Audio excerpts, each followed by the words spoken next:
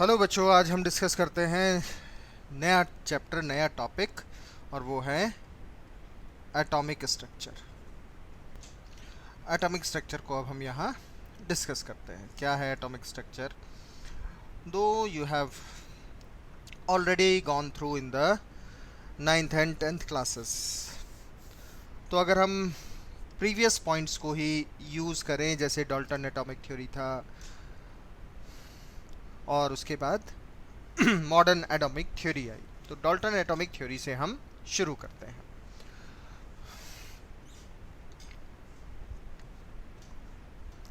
Dalton atomic theory का जो main postulate थे या जो मेन फीचर थे, उन्हीं को रिवाइज कर लेते हैं। रिवाइज ही है ये,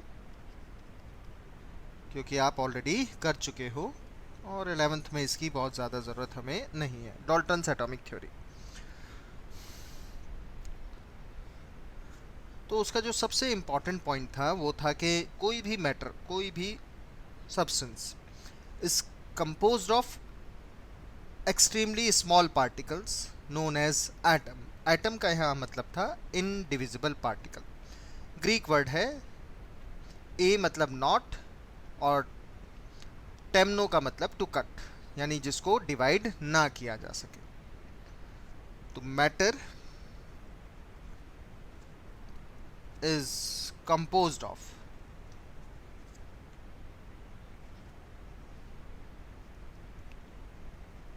extremely small particle, extremely small particle called atom, उसको एटम कहते हैं।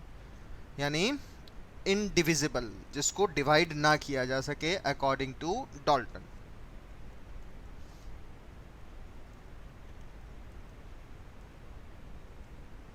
राइट। सेकंड जो इंपॉर्टेंट पॉइंट था कि एक एलिमेंट का एटम एक टाइप का होगा, दूसरे एलिमेंट का एटम दूसरे टाइप का होगा। That is element of one atom are same and different element are different. Atom of one element are same, मतलब एक एलिमेंट, जैसे कार्बन के सारे एलिमेंट के, कार्बन जो एलिमेंट है उसके जितने भी एटम होंगे सब सेम होंगे। डायमंड में जितने कार्बन है सब सेम है, ग्रेफाइट में जितने कार्बन है सब सेम है, आयरन में जितने आयरन के एटम है सब सेम है। लेकिन आयरन का एटम और कार्बन का एटम अलग अलग है। तो and of different element are different.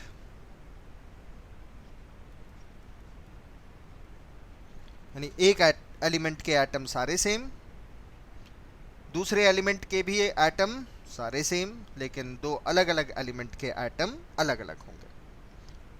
Her atom का जो एटम है, हर एलिमेंट का एटम है, उसका एक कैरेक्टरिस्टिक मास है। Atom of each element has characteristic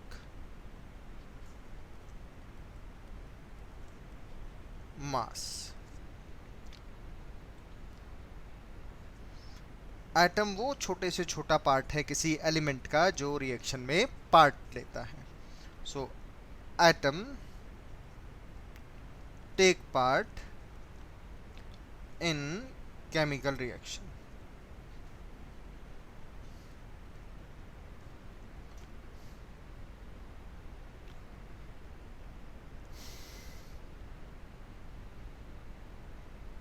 तो ये कुछ बेसिकली डाल्टन एटॉमिक थ्योरी के मेन पॉइंट्स थे।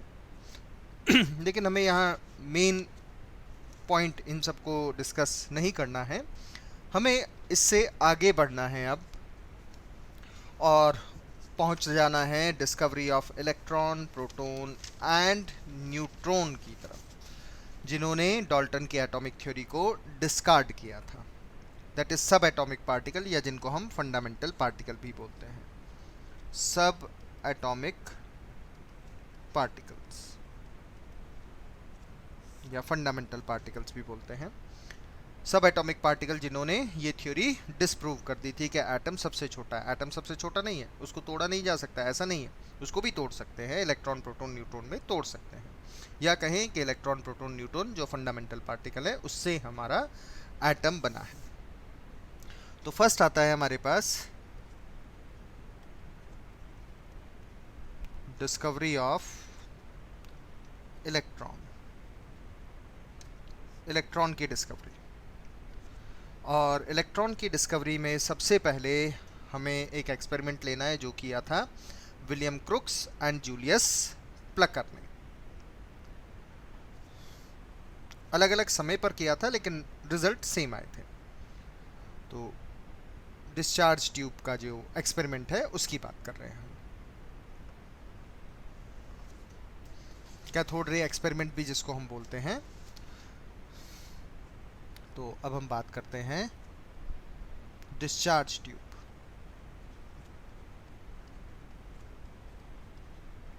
एक्सपेरिमेंट तो ये एक्सपेरिमेंट सबसे पहले परफॉर्म कराया था विलियम क्रुक्स ने and later on Julius Plucker.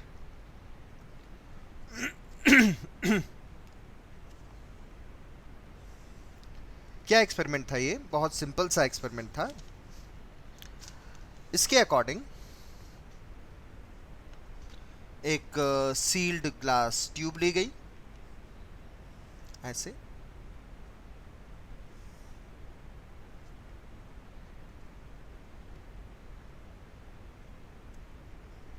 इधर से भी बंद कर दिया, इधर से भी बंद कर दिया।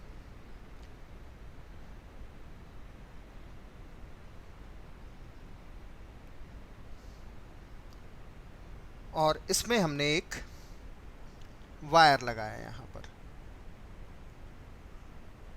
जिसको हमने हाई वोल्टेज के साथ कनेक्ट कर दिया। ये नेगेटिव टर्मिनल, फिर पॉजिटिव टर्मिनल, फिर नेगेटिव टर्मिनल, फिर पॉजिटिव टर्मिनल, इस तरीके से। ये पॉजिटिव टर्मिनल हो गया, ये नेगेटिव टर्मिनल, मतलब एनोड और कैथोड। और यहाँ पर इस तरीके से इसके साथ एक हमने इस टाइप की एक प्लेट लगा दी ऐसे। तो ये हो गई हमारे पास एनोड प्लेट, एनोड की प्लेट लगा दी, जोड़ दिया इसके साथ। और यहाँ हमारे पास था कैथोड। अब यहाँ से हमने गैस को बहुत ज़्यादा निकाल दिया, मतलब वैक्यूम पंप लगा दिया इधर हमने, यहाँ से वैक्यूम लगा दिया, वैक्यूम पंप लगा दिया। वैक्यूम पंप किस लिए? वैक्यूम पंप इसलिए जिससे कि गैस का प्रेशर अंदर बहुत ही ज़्यादा कम हो जाए। कितना प्रेशर? लगभग हम pressure of gas is 0.01 mm of Hg, इतना कम हो जाए, यानी वैक्यूम जैसा हो जाए। और हमने इसमें एक गैस फिल कर दी। देन व्हाट वी ऑब्जर्व कि यहाँ जो गैस थी, जो भी गैस थी, उसमें से कुछ रेज निकल कर इधर की तरफ भागती थी ऐसे, मतलब they are attracted towards the positive plate. और इस पॉजिटिव प्लेट के पीछे हमने लगा दिया था यहाँ एक जिंक सल्फाइड की स्क्रीन। ये थी zinc sulphide screen.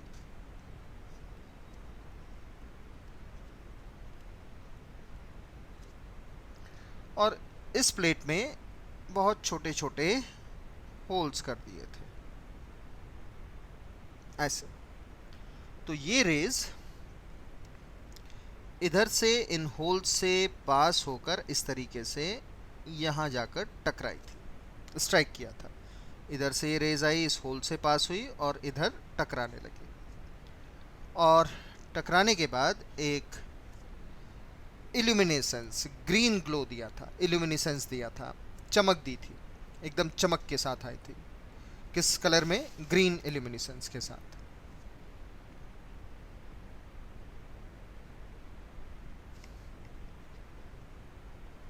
Green glow आया था। और इन्हीं रेस को कहा गया था कैथोड रेस।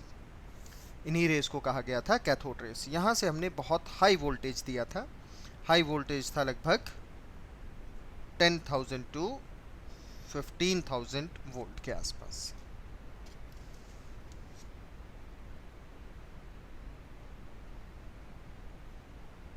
तो इसमें क्या होता है कि कुछ इलेक्ट्रॉन्स यहाँ से जनरेट होते हैं कैथोड से, और वो गैस को आयनाइज कर देते हैं। गैस को आयनाइज करते हैं। जैसे मान लो आपने हाइड्रोजन गैस भरी हुई है, और ये जो यहाँ से इलेक्ट्रॉन निकले ये गैस को आयनाइज कर देते हैं H2+ इलेक्ट्रॉन में। मान लो हीलियम गैस भरी होती है आपने, तो ये भी He++ इलेक्ट्रॉन में आ जाते।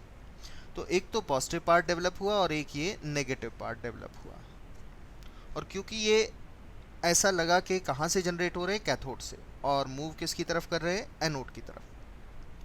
तो एनोड की तरफ मूव कर रहे हैं और जनरेट कहाँ से हो रहे हैं, ऐसा लगा जैसे कैथोड से जनरेट हो रहे हैं। कैथोड है हमारा नेगेटिव प्लेट, इसीलिए इनको हमने कैथोड रेस भी कहा।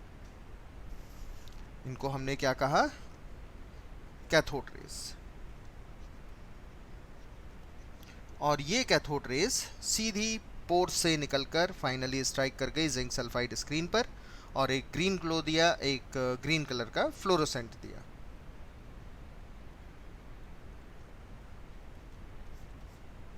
इस तरीके से। और इन्हीं को कहा हमने कैथोड रेस। तो इसमें दो एक पॉइंट है कि why we impart the very low pressure. बहुत कम प्रेशर हमने यहाँ पर क्यों रखा हुआ है, ये जो प्रेशर है बहुत कम क्यों है। सबसे पहला पॉइंट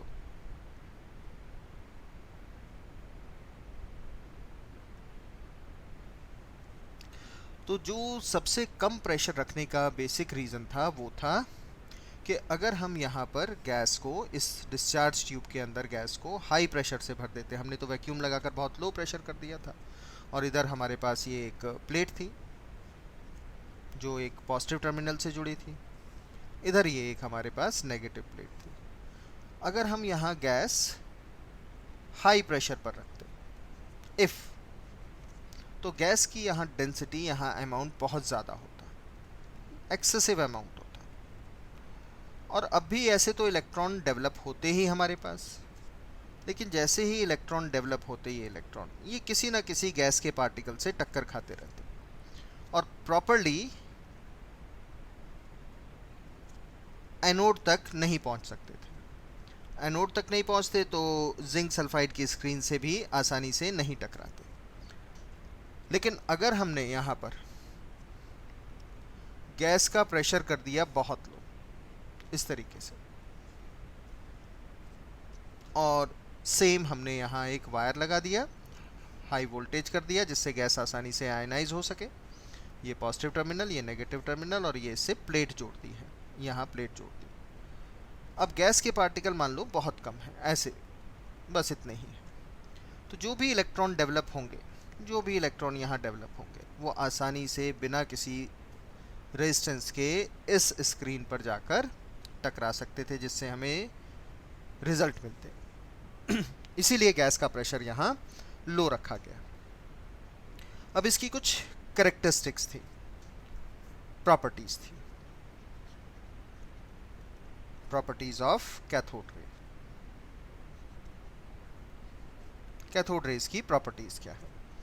तो प्रॉपर्टीज में अगर हम देखें तो कैथोड रेज मूव कर रही है किधर से किधर, कैथोड से एनोड की तरफ,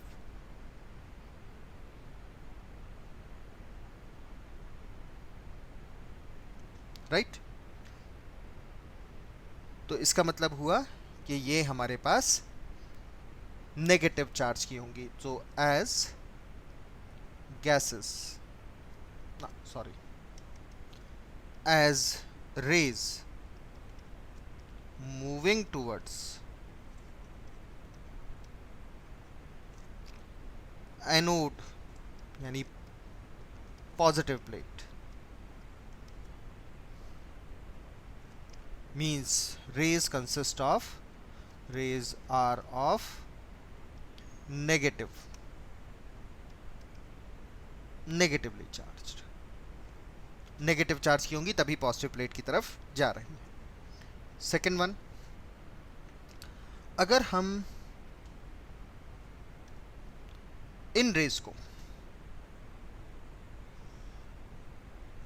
जो ट्रैवल कर रही हैं, ये रेज जो हमारी ट्रैवल कर रही है जिनको हमने कैथोड रेज कहा, इनके पाथ में कोई एक ऑब्जेक्ट रख दे, कोई भी एक ऑब्जेक्ट रख दिया, मान लो हमने ये एक ऑब्जेक्ट रख दिया ऐसे, तो इस ऑब्जेक्ट का हमें यहाँ पर एकदम क्लियर शेडो मिल रही है। कैसी शेडो मिल रही है? एकदम क्लियर शेडो यहाँ हमें मिलती है। इस टाइप से क्लियर शेडो हमें यहाँ मिल जाती है ये। और ये क्लियर शेडो मिलने का मतलब हो गया ये, इस टाइप से क्लियर शेडो हमें यहाँ मिल गई। ये क्लियर शेडो मिलने का मतलब है कि ये रेज एकदम सीधी चल रही है, ये रेज एकदम सीधी चल रही है।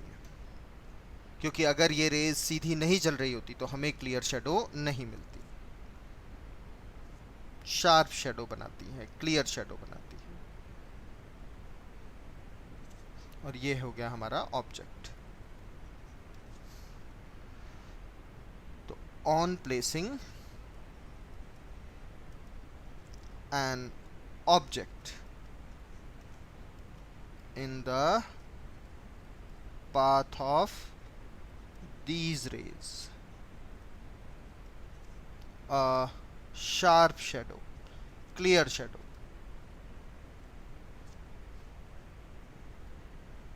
is obtained। शार्प शेडो बनती है, क्लियर शेडो बनती है, वो प्रूव करता है cathode rays travel in straight line, सीधी चलती है, तभी क्लियर शेडो मिलेगी।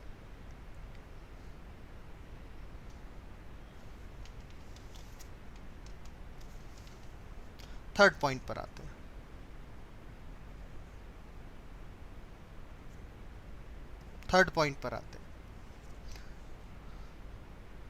थर्ड पॉइंट में क्या है कि अगर हम इनके रास्ते में कोई एक पिन पैडल व्हील रख दें,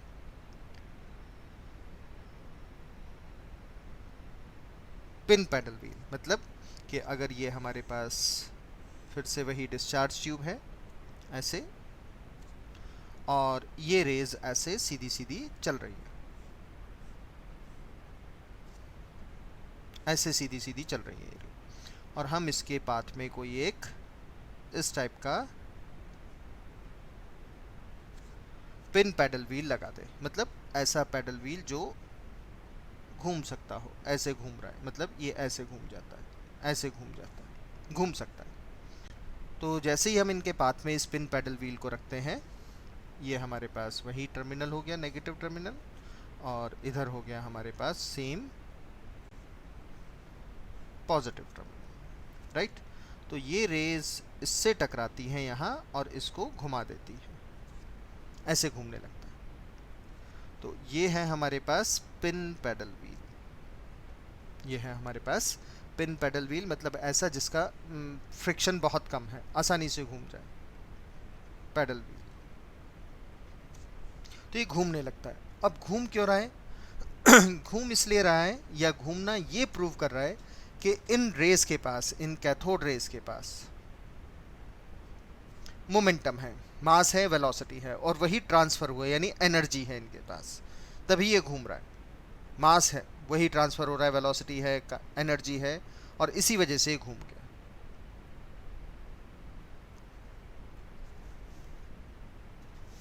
मतलब the cathode raise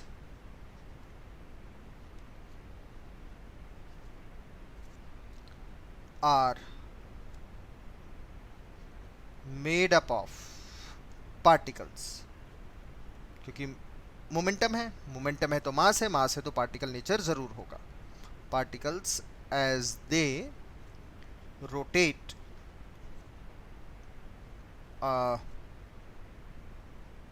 pin paddle wheel, pin paddle wheel मतलब ऐसा पैडल व्हील जो फ्रिक्शनलेस हो, तो घूम जाए इमीडिएटली। in their path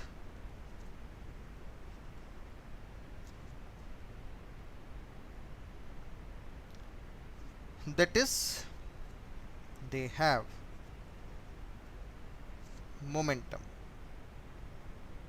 मतलब इनके अंदर मोमेंटम है, मीनिंग एनर्जी है। तो इन पार्टिकल्स के पास मोमेंटम है, एनर्जी है। और अगर हम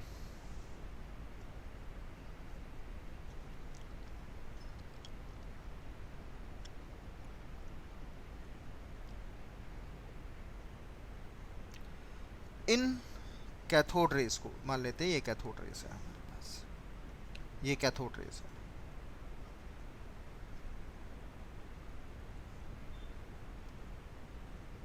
ये है cathode rays.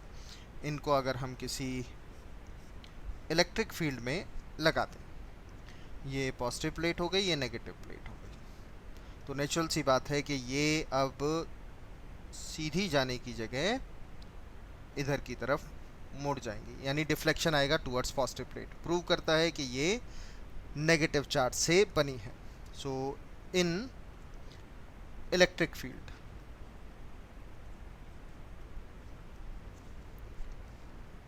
these rays are deflected towards positive plate। इसका मतलब है कि ये नेगेटिव चार्ज की बनी है। फिफ्थ कैरेक्टरिस्टिक पर आए तो इन मैग्नेटिक फील्ड, अगर मैग्नेटिक फील्ड लें तो दे show the deflection. In magnetic field these rays show deflection from their path।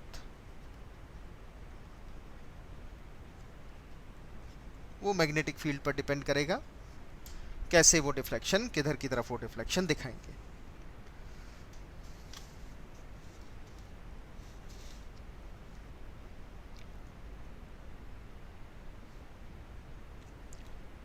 Sixth one, अब क्योंकि इनके अंदर मोमेंटम है, एनर्जी है, तो किसी भी सरफेस पर अगर ये हिट करेंगे तो इसका मतलब है कि दीज रेज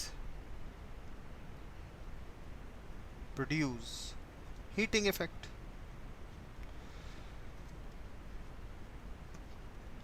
किसी भी सरफेस से टकराएंगी तो हीटिंग इफेक्ट देंगी। अगर हम इन रेज को, किनको, इन कैथोड रेज को डिफ्लेक्ट करा लें, रिफ्रैक्ट करा लें रादर, किसी हार्ड सरफेस से, लाइक एज द टंगस्टन,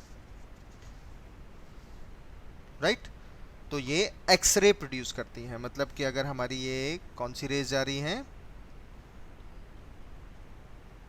ये हमारी कैथोड रेज है, और इन कैथोड रेज को किसी हम हाई मेल्टिंग पॉइंट के सॉलिड से, लाइक एज द टंगस्टन, तो ये रेज इधर आएंगी और इधर रिफ्लेक्ट हो जाएंगी ऐसे, और रिफ्लेक्ट होने के बाद ये बनाती हैं एक्स रेज,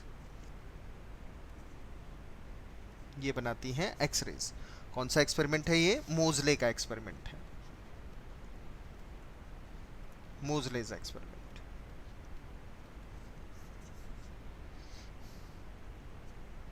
नेक्स्ट कैरेक्टरिस्टिक, इनका जो स्पेसिफिक चार्ज है,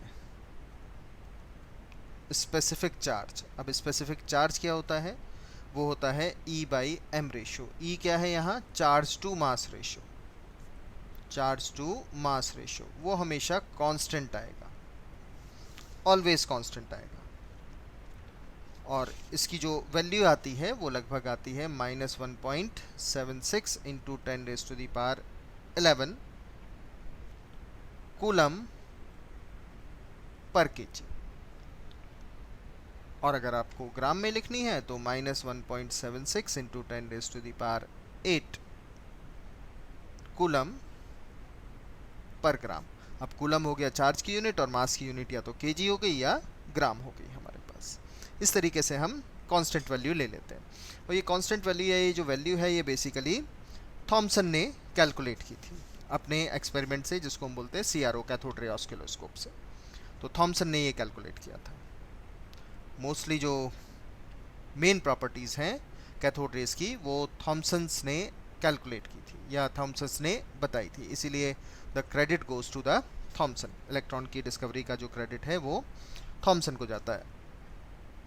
तो थॉमसन ने एज सच एक्सपेरिमेंट नहीं परफॉर्म किया था, लेकिन उसकी मेन कैरेक्टरिस्टिक्स को बताया था, इसीलिए थॉमसन को क्रेडिट जाता है इलेक्ट्रॉन की डिस्कवरी का।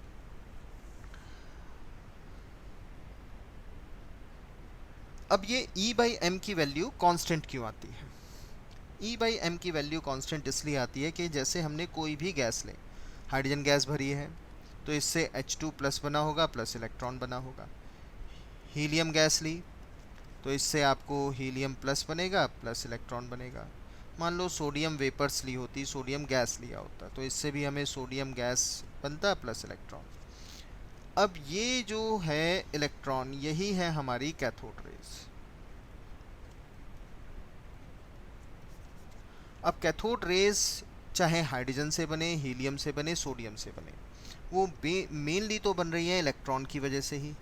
अब इलेक्ट्रॉन चाहे आपका हाइड्रोजन का हो, हीलियम का हो या सोडियम का हो, उसके ऊपर चार्ज हर बार सेम ही होगा और उसका मास भी नहीं बदलेगा। इसीलिए चार्ज टू मास रेशियो हमेशा, या स्पेसिफिक चार्ज हमेशा क्या रहेगा? कांस्टेंट रहेगा। हमेशा इनकी वैल्यू क्या रहेगी? कांस्टेंट रहेगी।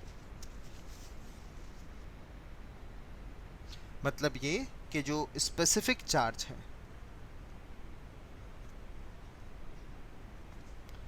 Is independent of the gas taken in discharge tube। Discharge tube के अंदर हमने क्या गैस ली है, इससे फर्क नहीं पड़ेगा।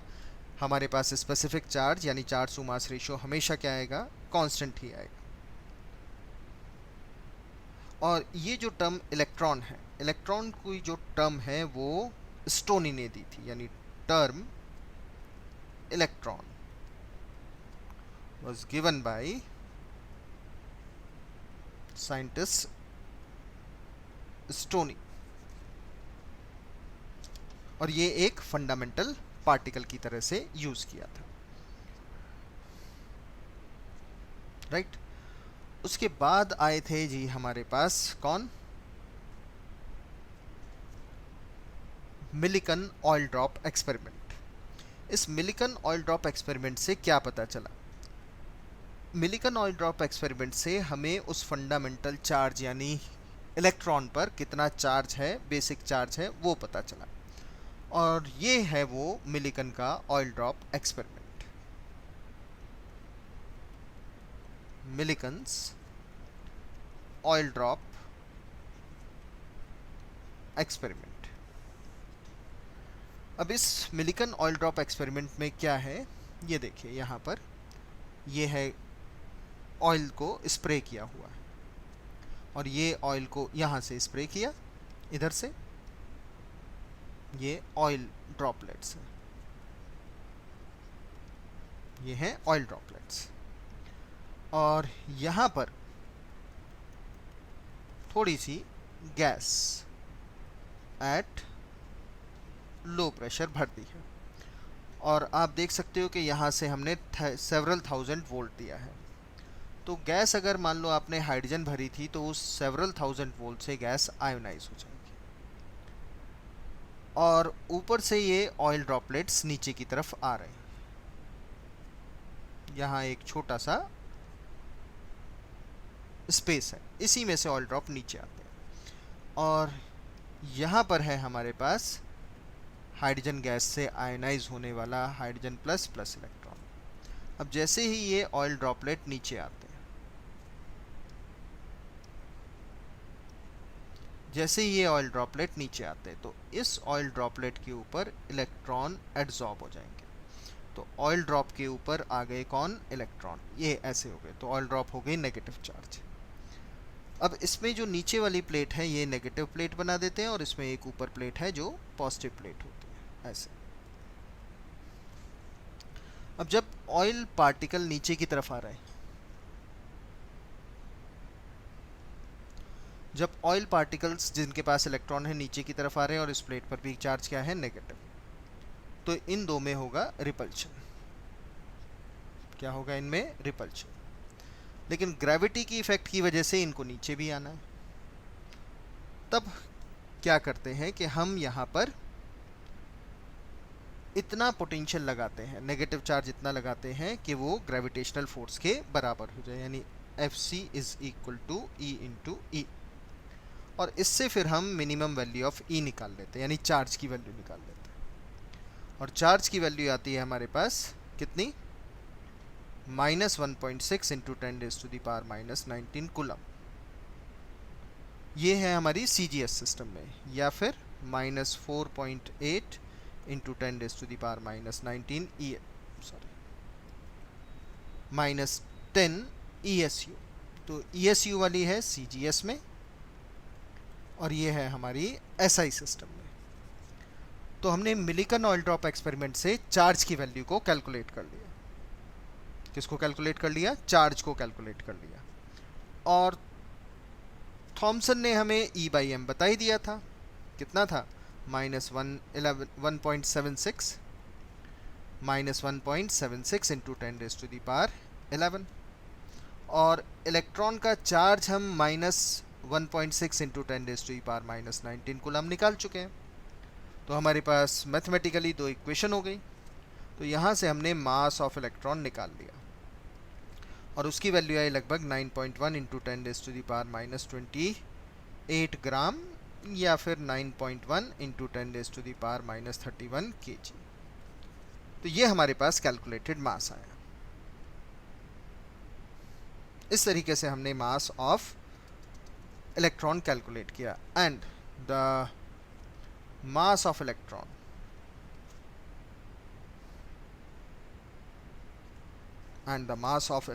is so small that it is 1/1837 of mass of hydrogen atom, यानी इतना हाइड्रोजन एटम से भी कम होता है मास। इस तरीके से हमने इलेक्ट्रॉन का मास, उसका चार्ज और उसके स्पेसिफिक चार्ज को कैलकुलेट कर लिया।